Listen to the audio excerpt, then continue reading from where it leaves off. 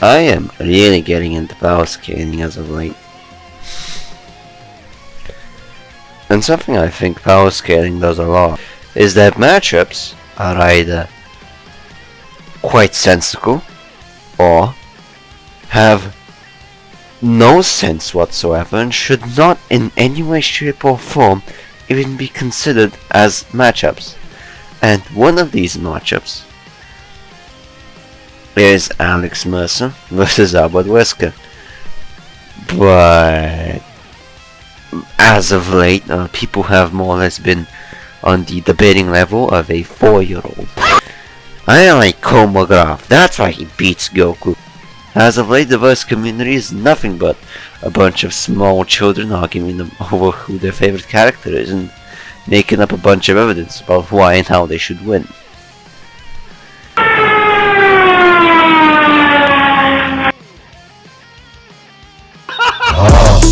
And his name is Bababooey. And his name is Bababooey.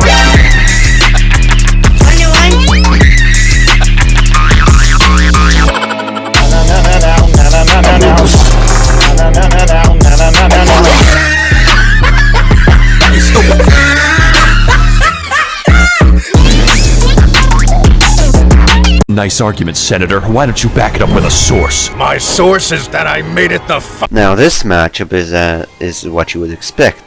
One guy gives facts, figures and evidence for his claims. The other simply just spouts a bunch of nonsensical bullshit, moves on to the next talking point without acknowledging the talking point of the person he is arguing against, and simply just makes as many talking points as possible, only to make it as if to the crowd that he won, because the person that actually tries to argue against his points simply has to take time deconstructing his points. So he's just shouting the audience and the person he is arguing against with completely needless information that does nothing other than expose the fact that his arguments are incredibly weak and outright ineffective. That is 99.999% of the versus community. But now let's get on to the actual talking points of the video. I have seen a lot of people state that Wesker is hypersonic, he gets to Mach 60.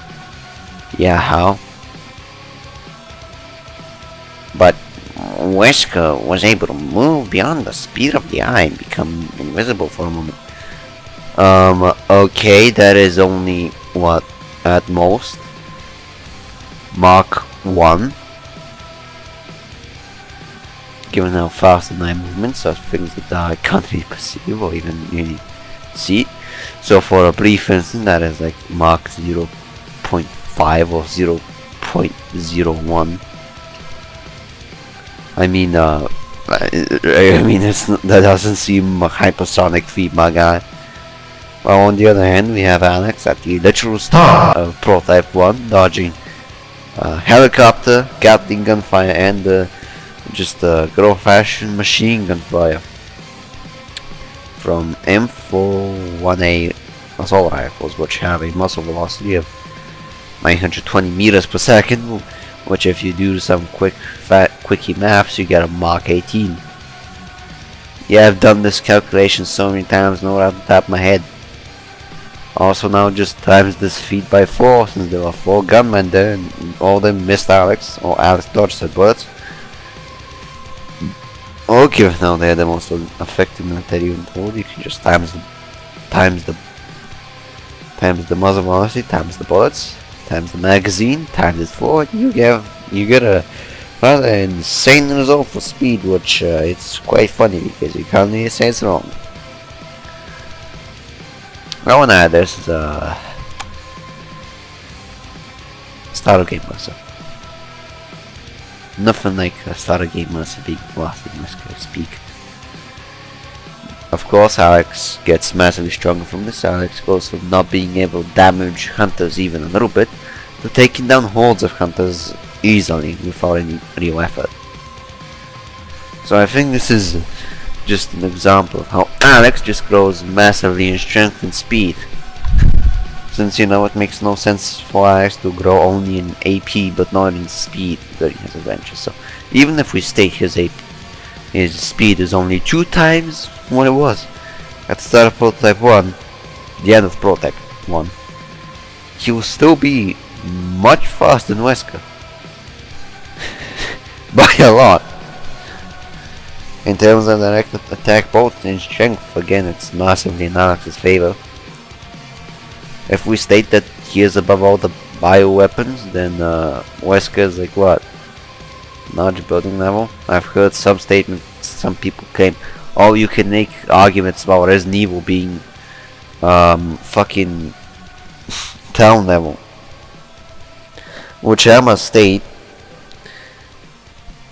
well, Alex in PT1 is able to do a bunch of goofy things, such as surviving a nuke, which nukes just destroy matter, which is a very good durability feat, contrary to what people might say. The Supreme Hunter, which Alex is confirmed to be above in Prototype 2, how a basic alive is confirmed to be above the Supreme Hunter in Prototype 1. Which that same Supreme Hunter, had he consumed Alex, he would have withstood the bomb, aka Tank It. The bomb that is arguably multiple megatons. If Cross meant the entire fucking state of NYC, we get a rather alarming result of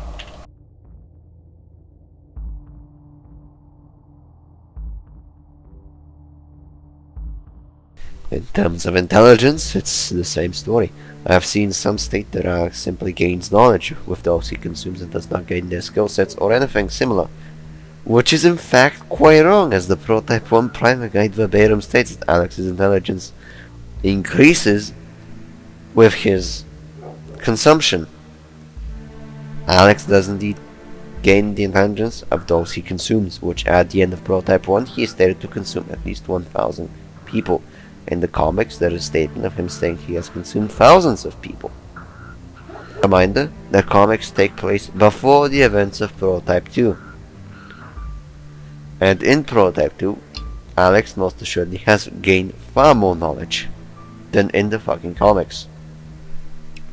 I've seen as well the following statement of Alex does not increase in terms of skill, which is quite funny because Alex is able to combat super soldiers in hand-to-hand combat, which said super soldiers are a part of the most elite military unit in the entire fucking world. So the statement that Alex does not increase in skill and combat effectiveness with those he consumes is quite funny and actually incredibly ironic. Because these people state that Wesker has a higher combat ability. If you believe Wesker has a higher combat effectiveness and combat efficiency than 1,000 soldiers of the most elite military unit in the entire world, you better back that claim up with some serious evidence. I've seen some state that Wesker's regeneration is actually a tad bit worse. A tad small bit worse than Mercer's, which is actually again incredibly funny, since even if we state that Wesker died via a volcano, which I wanna add, the temperature of magma is 700 through 1300 Celsius. The temperature of a fucking thermonuclear bomb is multiple times hotter than the surface of the sun. In fact, basic fucking 1 megaton bombs can produce temperatures of about 100 million degrees at its center.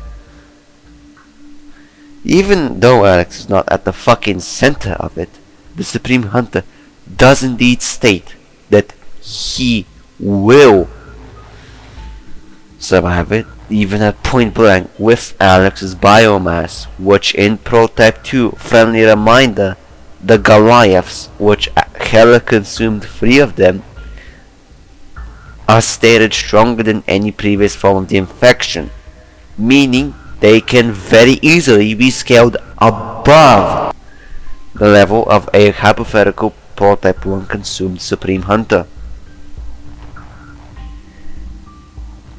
The entire idea of Wesker having higher endurance and general, no joke, resistance toward heat is so insanely moronic that I doubt I even remotely need to explain this. In terms of raw regeneration, Alex has the far higher regeneration. BOWs, as shown in the Resident Evil movie, can be killed by explosives. He was able to survive getting stabbed in the chest.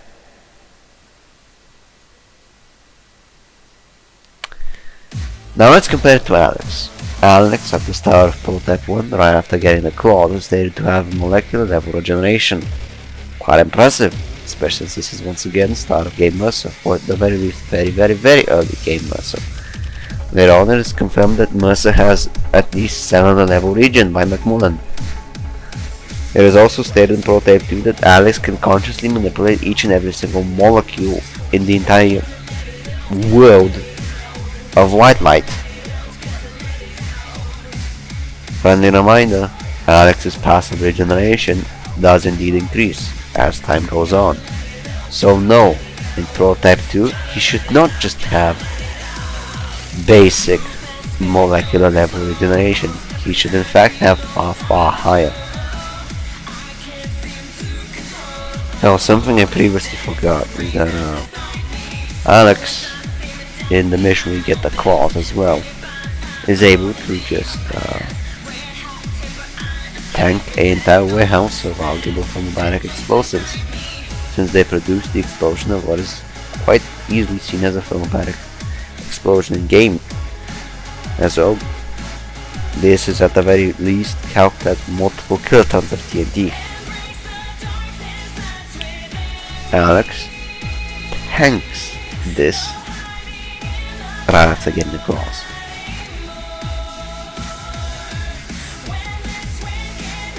Woo. So, with all the information presented, does Alex Mercer beat Albert Wesker? No. He fucking legs him!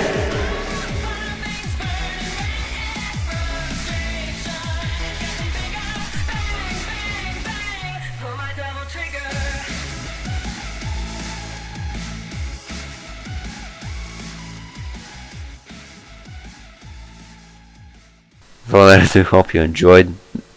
I know this video wasn't all that long, especially compared to my other videos, but I didn't even want to spend a ton of time making this video, since I have to prepare for probably another video that I have to be making in give or take 9 days.